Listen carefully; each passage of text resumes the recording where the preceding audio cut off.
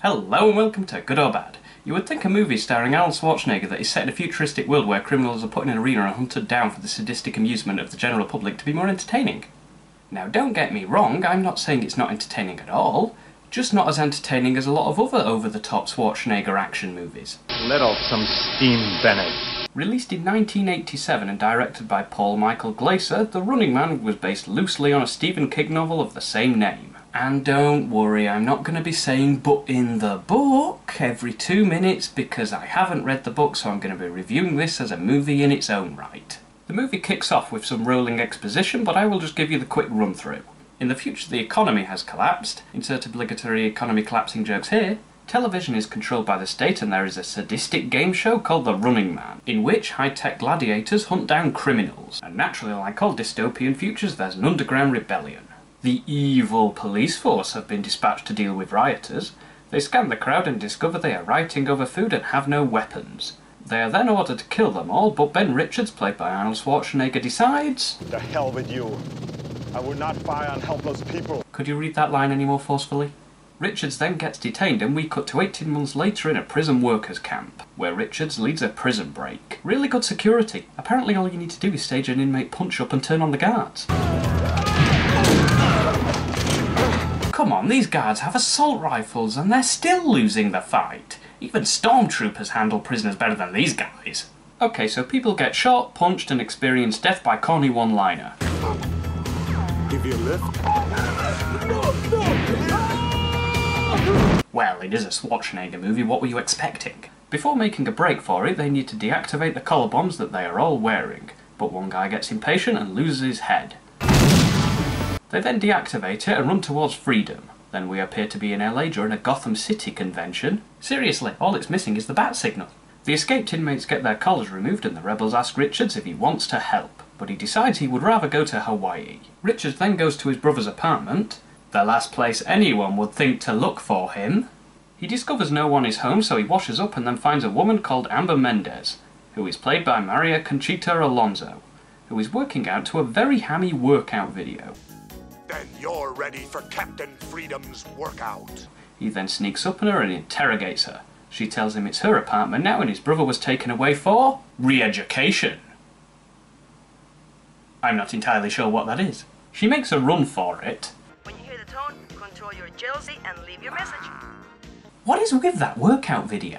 Richards grabs her and ties her up. And here we have our evil villain, host of The Running Man, played by Richard Dawson. And his name is Damon Killian.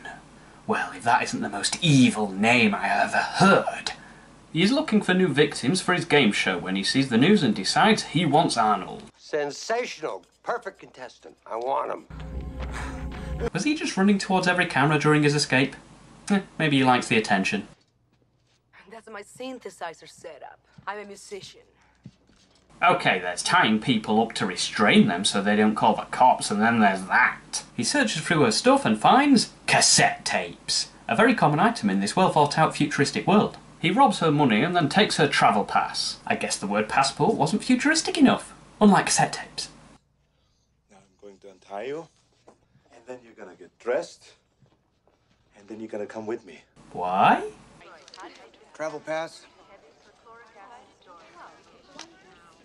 What a beautiful day today.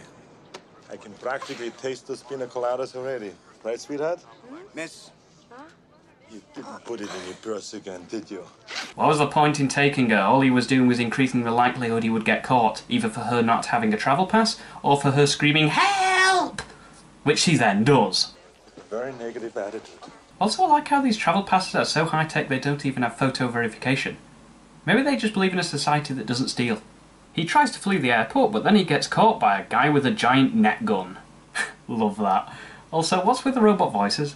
Alright, we're on him. Close it!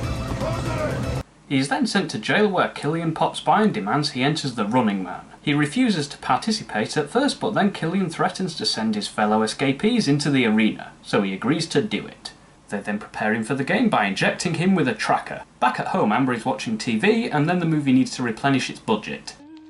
I drink Cadre Cola. It hits the spot. Then the news comes on where they say Richards killed several people during his attempted escape at the airport. This puts her on the path of suspicion because she knows it's lies, all lies. In hindsight, that was a little over the top. Mr. Richards, I'm your court-appointed theatrical agent.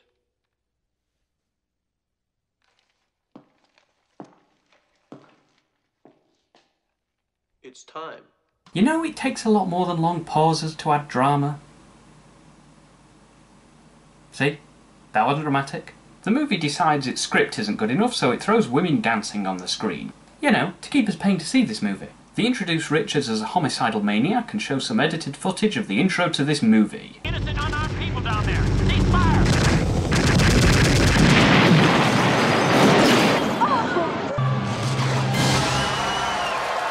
Well, that doesn't look ridiculous at all. They put him in some kind of cart and then unveil... Ben's buddies, Harold Weiss and William Laughlin!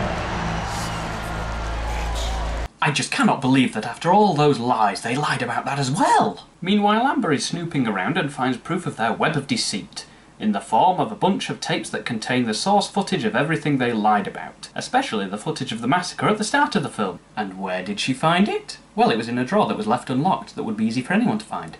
Where else would you put it? But someone then comes up behind her and captures her. On your marks! Get set! Killian, I'll be back. Oh, funny. They fling him and his friends down a roller coaster that leads to the arena. Oh, those megalomaniacs do love their roller coasters. They set off to find the other Power Rangers and then they unleash the first maniac.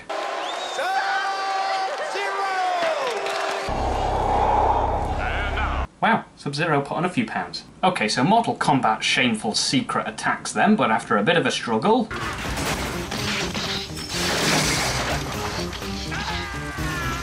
Get over here!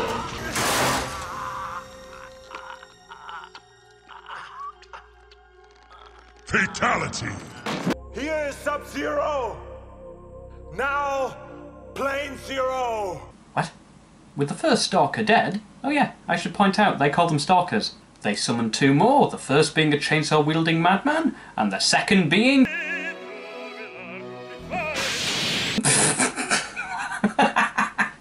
What the hell is that? It looks like a reject from a Little Britain sketch. Okay, so they waited until now to throw Amber into the mix. Maybe the writers forgot about her. I know I did. The camera relay is pointing into the zone, not up. Who gives a damn?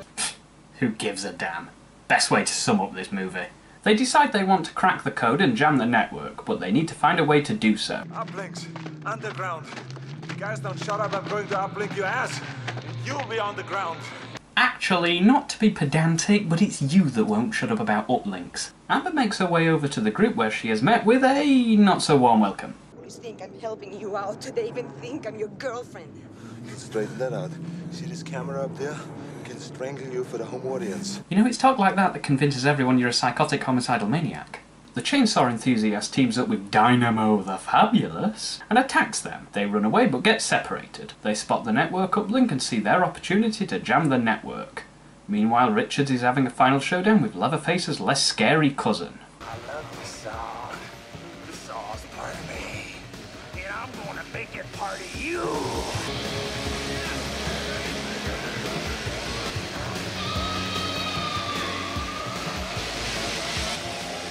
That's alright. Keep it down. Keep it. That's the one-liner we get. He takes a chainsaw to the guy's nuts, and that's what they give us. When there are so many better ones, like nutsaw?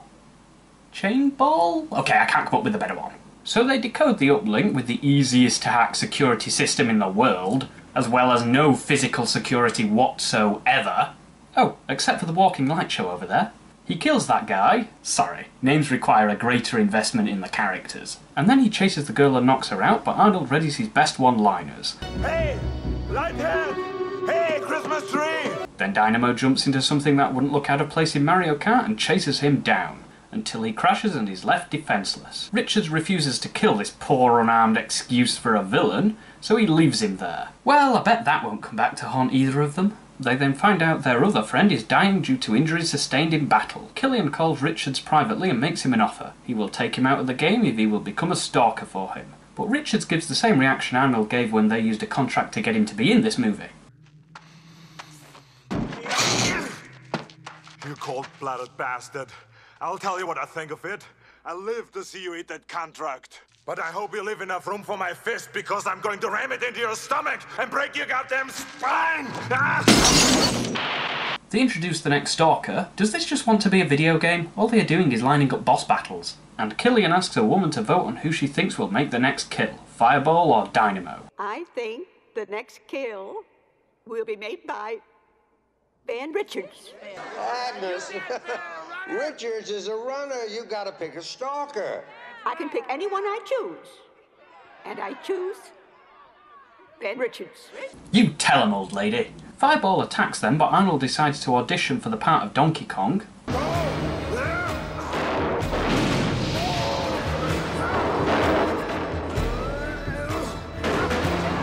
Amber finds the other winners of the game show, and it turns out they weren't living in paradise after all. They are all, in fact, dead. Oh my god, I cannot believe they would lie about that! Fireball catches up with the girl and gets ready to kill her very, very slowly. I'm sure he just wanted to give Richards adequate time to save her. Which he then does, and pretty much instantly kills the stalker.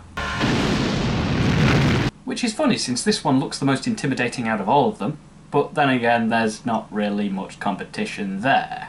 They bring in their final stalker. The hell, is he cosplaying as a Cyberman? It seems this guy has a sense of pride. He refuses to wear the outfit and wants to fight normally.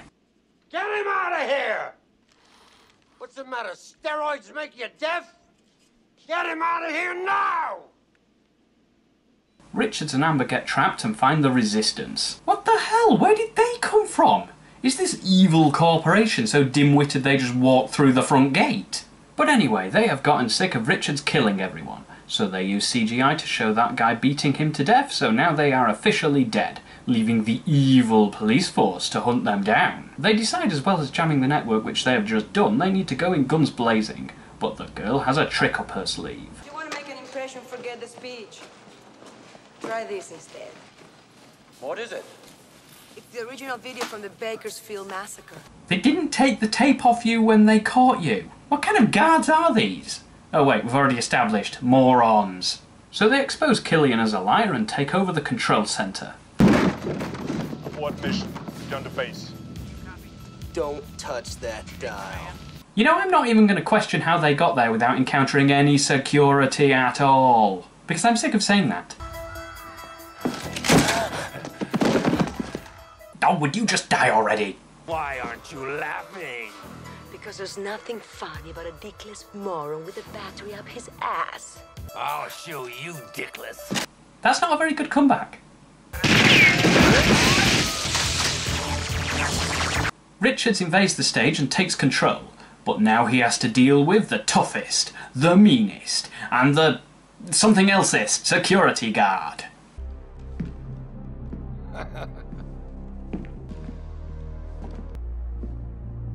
Well? I got to score some steroids. You've got to get some steroids? The hell, is this the most scorned security guard in the world? Well, good for him, but you know what that means? It means the final, epic, one-on-one showdown of this movie was between Amber and Dynamo. Which is so anticlimactic, it makes Bane's death in The Dark Knight Rises look climactic, and I wouldn't joke about that.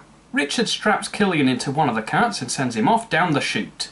And I guess he also removes the net that stopped the others being obliterated upon impact. You know, I swear they will cheer at anything if it involves death and destruction. I mean, we know he is innocent, but for all they know, he could have forged the video. The acting felt forced enough. But whatever, that's it, the movie's over. So The Running Man, if you're looking for cheesy one-liners, forgettable characters, forced dialogue and utterly ridiculous villains, this film will not disappoint. But you can do a lot better with films like True Lies and Commando. Well, with that said, there's not much else to say, except I need to get some steroids.